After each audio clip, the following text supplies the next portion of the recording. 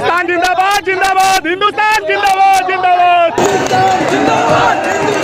जिंदाबाद हिंदुस्तान जिंदाबाद है जिंदाबाद।